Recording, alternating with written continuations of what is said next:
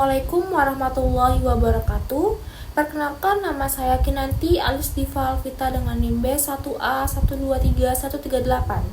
Di sini saya sebagai mahasiswa Ilmu Hukum kelas D semester 4. Dengan ini saya akan menjalankan tugas Hukum Hak Asasi Manusia dengan dosen pengampu Bapak Budi Ardianto SHMH.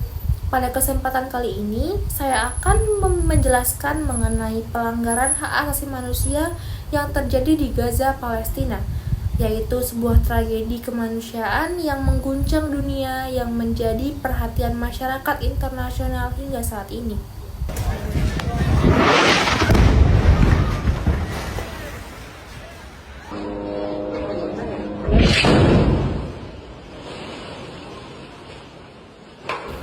Latar belakang konflik Gaza. Konflik di Gaza, Palestina telah berlangsung selama puluhan tahun dan semakin memanas sejak 7 Oktober 2023. Serangan militer yang dilancarkan Israel ke wilayah Gaza telah menyebabkan ribuan korban jiwa.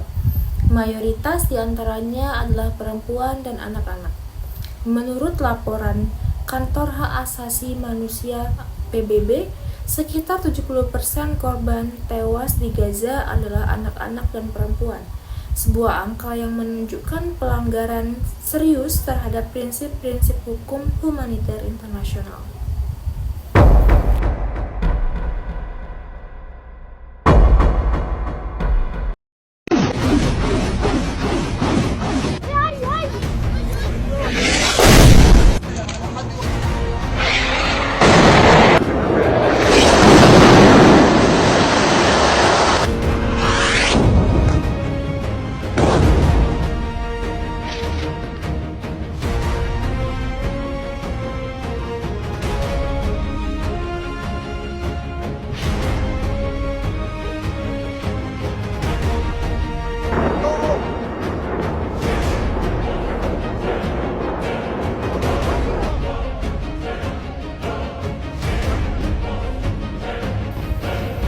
Bentuk-bentuk pelanggaran HAM di Gaza, Palestina.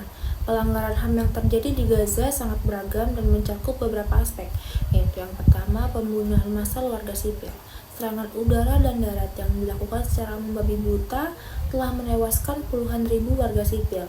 Banyak dari mereka merupakan anak-anak, perempuan, dan orang yang lanjut usia yang tidak terlibat dalam konflik bersenjata itu sendiri. Yang kedua yaitu pengungsian paksa. Ribuan warga Palestina dipaksa meninggalkan rumah mereka akibat perintah evakuasi paksa dari otoritas Israel. Pengungsian ini dilakukan tanpa jaminan keselamatan, akses terhadap kebutuhan dasar, dan tanpa kepastian bisa kembali ke rumah mereka tersebut.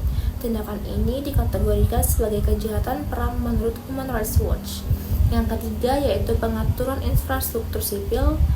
Rumah sakit, sekolah, fasilitas kesehatan, dan infrastruktur penting lainnya menjadi target serangan. Hal ini menyebabkan krisis kemanusiaan yang parah, di mana warga sipil kehilangan akses terhadap pelayanan kesehatan, pendidikan, air bersih, dan listrik. Yang keempat yaitu blokade dan pembatasan bantuan kemanusiaan. Israel memberlakukan blokade total terhadap Gaza, membatasi masuknya makanan, air, obat-obatan, dan bahan baku. Blokade ini memperparah penderitaan warga sipil dan bertentangan dengan hukum humaniter internasional.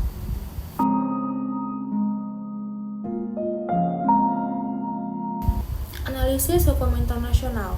Menurut hukum humaniter internasional, khususnya Konvensi Jenewa, pihak-pihak yang terlibat dalam konflik wajib membedakan antara kombatan dan warga sipil serta melindungi mereka dari dampak perang.